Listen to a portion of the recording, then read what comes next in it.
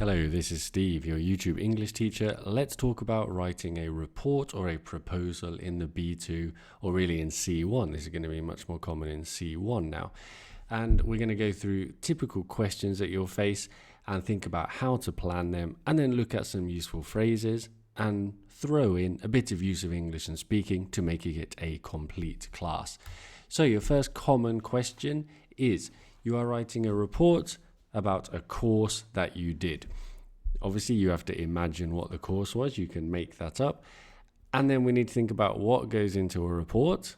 So let's go through our plan and I'll explain why we need to include each idea here. Firstly, we're going to have a title because you are giving this report to a superior. They want to see the title and they want to say, oh, this is what the report's about. It makes sense to have a title which explains clearly, report on, in this case, a 3D animation course that I did. In our introduction, as I said in all my videos, your introduction needs to explain the context of what you're writing about. So show that you understand, okay, this is a report about a course, and then explain a little bit what you're going to say in the rest of the report. So in my case, offering feedback for organizers, it's lots of useful information, but we needed more time for individual work. Then in the rest of the report, in the body, I'm going to go into more detail on that. So paragraph 1, let's talk about the strengths. The presenter was charming and knowledgeable. The content was realistic and appropriate. As I said, it's full of useful information, so I'm fulfilling what I said before. Maybe in the weaknesses, too little time between sessions. I'm imagining that this course I did was a 10-hour course, as it says in the question, with 2 hours per day for 5 days of the week. That's plausible. Maybe you've done courses like that. We've all been on courses, haven't we? And my point here is that there's too little time between sessions, so you don't have time to work on your own animation projects as part of the course. Right? I'm imagining what you would really write in a report like this. Try and think, make it realistic is going to make a better answer. And what's this in bold here? You have 4 options. Do you have, get, put, or make ideas into practice?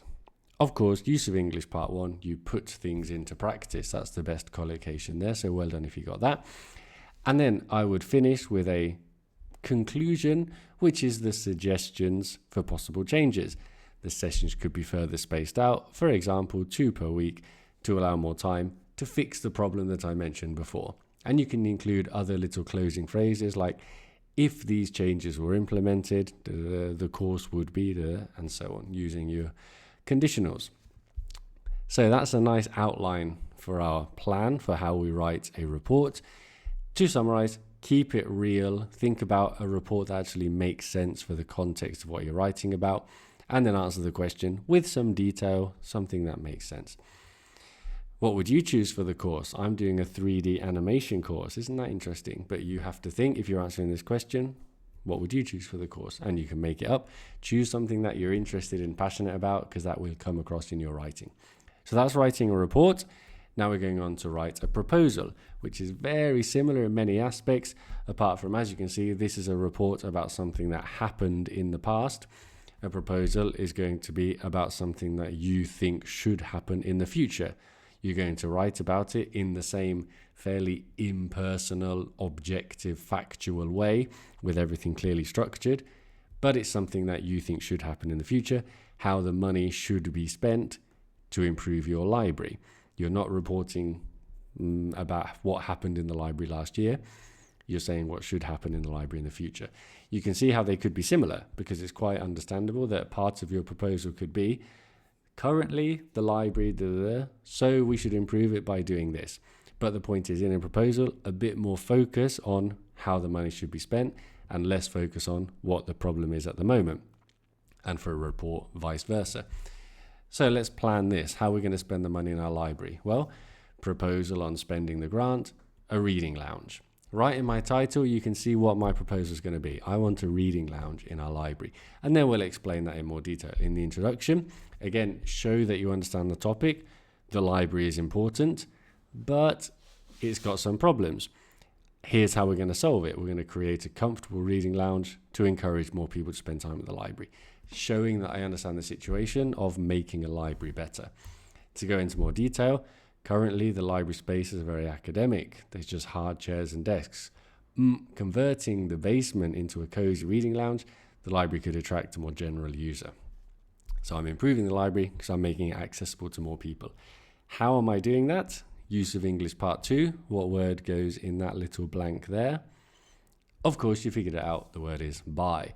By doing this, the library could do this.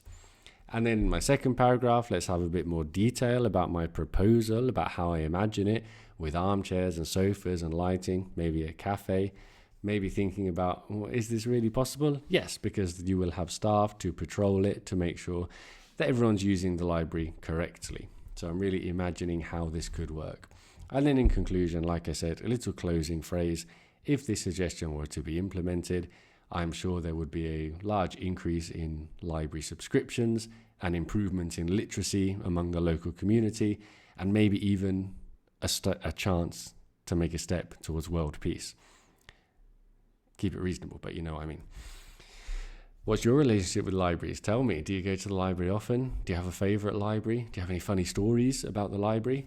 And we can do our little bit of speaking there. But let's go on with more reports and proposals, because I'm sure that's what you want to be practicing. You're a member of a running club, of course you are. There's so many reading and listening and speaking things about running. Let's do a writing about running. You need to evaluate the activities of the last year and suggest which should or should not be continued to next year. So we might have something like an idea of, I'm going to skip, we know now it needs a title, report on running club. Give your running club a name. They always have funny ironic names, don't they? Like the slow guys, the snails, the tortoise shell run, that kind of thing. Report on running club in the last year. Introduction, like we saw. And my first paragraph, my idea, my activity is excursions that we've been doing. And I'm saying this is very good. We should keep it. We can even expand it to twice a month. Clear idea of something relevant that a running club is doing. I'm giving you a word here, month, which you need to transform. It's use of English part 3. What were these excursions? You did them every month. They were monthly. That's included there, isn't it, in the C1 exam, because it is a bit irregular. An adjective that ends in ly. Sometimes we do that in English to be a bit confusing. It's not an adverb, it's an adjective, but that's how we form it. Monthly excursions. And then my second point could be something similar about, I don't know, the big race that they have at the end of the year, which was unfortunately not attended by enough people, so it should be advertised more, or it should be opened to local schools. Relevant ideas for a running club. Do you like running? If you don't, you better be able to say something about it, because it always seems to be on Cambridge exams. They have so many reading and writing things about running, so you better be able to say something about it. Personally, I love running. I'm going to go for a run after I've made this video at about 6 o'clock in July in Seville. It's going to be fun. Right, our next proposal for a summer camp. The location and the activities for a summer camp for young children. Well, we're thinking of the same thing. Keep it realistic. Title, introduction, clear ideas. My idea is a summer camp in the beach or mountains seems good, but it's going to be difficult. Maybe we should stay in the city, so we have parks, sports facilities, go on day trips. I'm giving lots of activities. I'm giving a location. Then in my second paragraph, I can go into more detail about some of these, give a specific example of a park that you have to visit that has a library next to it where we can have a special lunch, the lake with the water sports, and so on and so on. More detail in the second paragraph and how this is appropriate for these young children. You see my idea. Hopefully you understand my idea. If you do, then you should be able to answer this use of English part 4 question. In this video, we've got all the use of English parts. You need to complete the second sentence so it means the same as the first, using 6 words maximum. These are pretty much C1 questions. Having said that, this could be on a B2 exam because it's a common structure with prevents due to the high price. The high price prevents the beach from being a good location. You prevent someone or something from doing something. Obviously, we have 1 mark for knowing the structure, prevents something from happening. You don't actually have to say from. You could say prevents the beach being. From is optional. And then 1 mark for knowing that this from, if it's there or whether it's implied, means we need an ing because preposition ing. Right, that's 4 down, 6 to go. Let's keep going. After we've talked about summer camp, which I've never been on because I was a boring British kid, and this seems like a very American thing, although they are common here in Spain as well from what I've seen. But would you like to? Do you like the idea? And we can talk about that. Now we have a report about shopping for our business English class. And this one, I like this question a lot because it shows how you have to be thinking of the typical things to say. As I say in lots of speaking and writing videos, we are testing your English in a Cambridge exam. How do we do that? By seeing if you can parrot and repeat typically expressed ideas. What is happening with shopping habits nowadays? People are shopping online more. People are using apps to buy things straight from the other side of the world. Typical ideas that you can express. And that's what you need to do in English. So we talk about the rise of online shopping. One thing I should have mentioned earlier actually is for these reports and proposals, it is fine to give your paragraph a heading. So what I'm including here, paragraph 1, the rise of online shopping, I will include that in my final report in this case. Paragraph 1, the rise of online shopping. Then I will explain in more detail what this means for this paragraph. So you can have a title, a subheading for each paragraph. So we're talking about typical things like convenience, refunds, delivery, lots of products, using apps, and so on and so on. And then I jumped ahead of myself. What goes with wide to talk about how many different things there are, a wide range of products. And then we can go on to talk about the other side of this equation in our second paragraph. We're reporting about shopping. It makes sense to talk about brick and mortar shops, traditional shops, high street shops, and shopping centres, which still have a role to play, but are experiencing some challenges in the current business environment. And you're saying things like that, typical ideas on this question. Thinking about this, how would you buy these different things? This is a nice speaking question. I'm looking forward to having classes, some private classes over the next week or so with my students to ask this question, because I suspect people have different answers about whether they buy them online, on an app, go to the city centre, go to a big shopping centre somewhere. It's an interesting question, actually. That's what makes life interesting, isn't it? Variety in people's lives. Right, what are we doing now? We're doing another really typical one. These are the best questions to practice. Propose how to improve transport in your area. I think this was even similar to the question that I had in my report proposal video that you may have seen. That's got lots of views. Go and watch that for even more detail on this. And we say things like, we need more cycle lanes. The existing cycle lanes are in poor condition. There are no easy and direct cycle paths. There are any dedicated cycle lanes in the historic city centre. And this is true for where I live. The city centre is a nightmare if you want to try and cycle through it, or in my case, run through it. Or, you can't, it is a mess. Because there are not zero, but there are any. There are hardly any or barely any. So you can see typical points about how to improve public transport. And I'm saying that we need to give more dedicated cycle lanes. That's my point, isn't it? How do you travel around your city? What challenges and interesting things do you have with your travel in your city? Right, we're on to number 7, a report. And in this case, it's about something that hopefully everyone can talk about.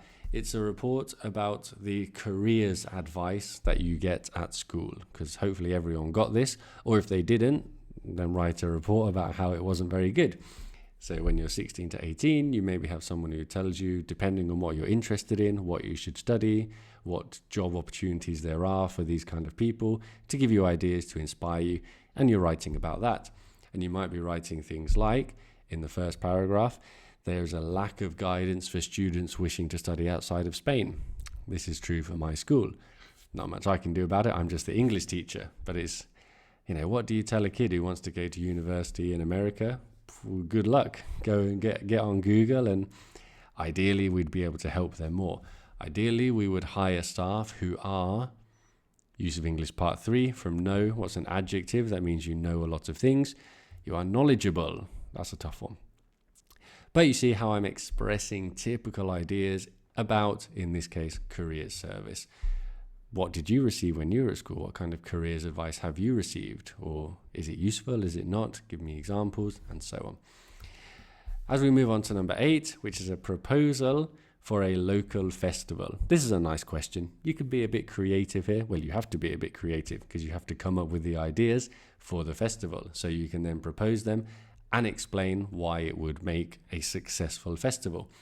I was thinking that we would have an artisan food market where we can see lots of great Spanish food and Andalusian specialities, such as potato omelette and gazpacho.